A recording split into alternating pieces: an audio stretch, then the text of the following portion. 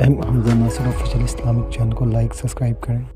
میرے حضور کی تو کوئی بہن نہیں تھی، در یتیم ہے، لیکن جب حضرت حلیمہ سعدیہ کے ہاں حضور گئے تو وہاں حضور کی ایک رضائی بہن کا تذکرہ ملتا ہے جو حضور کو لوریاں دیتی تھی، نام شیمہ تھا۔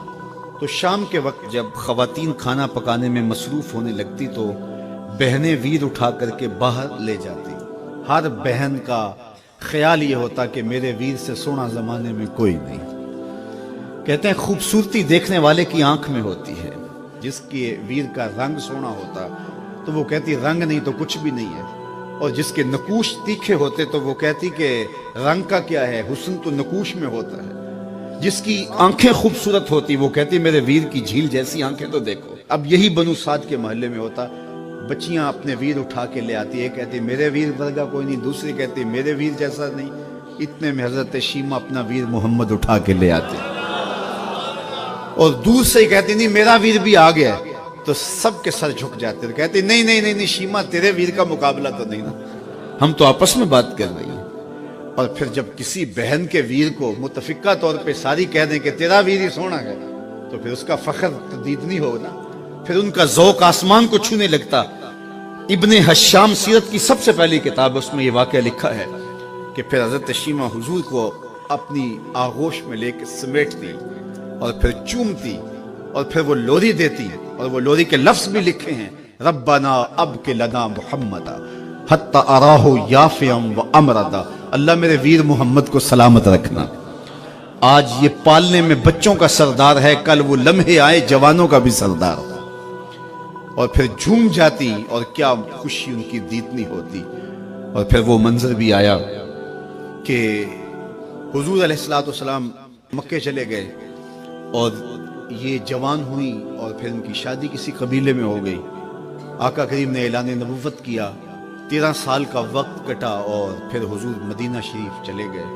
جب غزوات کا سلسلہ شروع ہوا تو جس قبیلے میں شیمہ کا نکاح ہوا تھا اس قبیلے میں مسلمانوں کے ساتھ ٹکراؤ ہوا تو اللہ نے مسلمانوں کو فتح عطا کر دی۔ تو اس قبیلے کے لوگ قیدی ہو کے حضور علیہ السلام کے غلاموں کے ہاتھوں گرفتار ہیں۔ تو یہ اپنے قیدیوں کو چھڑانے کے لیے قبیلے کے سردار ایک ایک گھر سے فدیے کے لیے رقم جمع کر رہے ہیں۔ چلتے چلتے شیمہ کے گھر بھی پہنچے جو کہ ایک عمر کا حصہ گزار چکی تھی، اور جا کے کہا کہ اتنا حصہ آپ کا بھی آتا ہے۔ کہا کس لیے؟ کہا وہ جو لڑائی ہوئی ہے اتنے ہمارے بندے گرفتار ہو گئے تو ان کو چھڑانا ہے۔ تو چلتے چلتے باتوں میں کسی کے لبوں پہ حضور کا نام آ گیا تو شیمہ نے کہا اچھا انہوں نے تمہارے لوگ پکڑے؟ کہا ہاں۔ تو کہا پھر تم رقم اکٹھی نہ کرو، مجھے ساتھ لے چلو۔ انہوں نے کہا تجھے ساتھ لے چلیں؟ کہا تم نہیں جانتی وہ میرا ویر لگتا ہے، وہ میرا بھائی لگتا ہے۔ قوم کے سرداروں کے ساتھ حضرت شیمہ حضور کے نوری خیموں کی جانب جا رہی ہیں اور صحابہ ننگی تلواروں سے پہرا دے رہے۔ یہ مکی دور تو تھا نہیں، یہ مدنی دور تھا۔ اور شیمہ قوم کے سرداروں کے لے کے جب آگے بڑھنے لگی نا تو صحابہ نے تلواریں سون دی، رک جا اے دیہاتی عورت، جانتی نہیں آگے کوچہ رسول ہے، آگے بغیر اذن کے جبریل بھی نہیں جا سکتے، تم کون ہو؟ تو شیمہ نے جو لفظ کہے وہ لفظ بھی ہے، اس نے کہا خلو سبیلی وَعَلَمُوا أَنَا أُخْتُ نَبِيِّكُمْ، میری راہیں چھوڑ دو، تم جانتے نہیں میں تمہارے نبی کی باجی لگتی۔ تلواریں جھک گئیں، آنکھوں پر پلکوں کی چلمنے آ گئیں، راستہ چھوڑ دیا۔ حضور کے خیمہ نوری میں داخل ہوئی تو حضور نے دیکھا، پہچان لیا، اٹھ کے کھڑے ہو گئے۔ فرمایا بہن کیسے آنا ہوا؟ آپ کے لوگوں نے ہمارے کچھ بندے پکڑے ہیں، چھڑانے آئی۔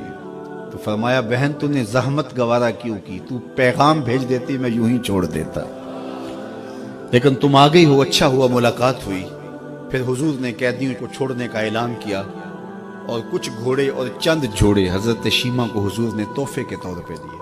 ویروں کے دروازے پر بہنیں آئیں تو ویر خالی تو موڑا نہیں کرتے، تو حضور نے بہت کچھ عطا کیا۔ اور پھر رخصت کرنے خیمے سے باہر آئے تو صحابہ کی جماعت منتظر تھی۔ فرمایا صحابہ جب میں قیدی چھوڑا کرتا ہوں میری عادت تمہیں معلوم ہے کہ میں پہلے تم سے مشاورت کیا کرتا ہوں، آج ایسا موقع آیا کہ میں تم سے مشاورت بھی نہیں کی اور قیدی بھی چھوڑ دیے۔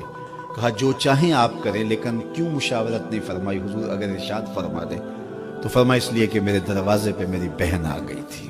کوئی لاؤ تو صحیح زمانے میں ایسا، کوئی لاؤ تو صحیح زمانے میں یہ جمال اور یہ حسن اور یہ کمال رکھنے والا، تو پھر کیوں نہ ہم اپنی ساری زندگی اس آقا کے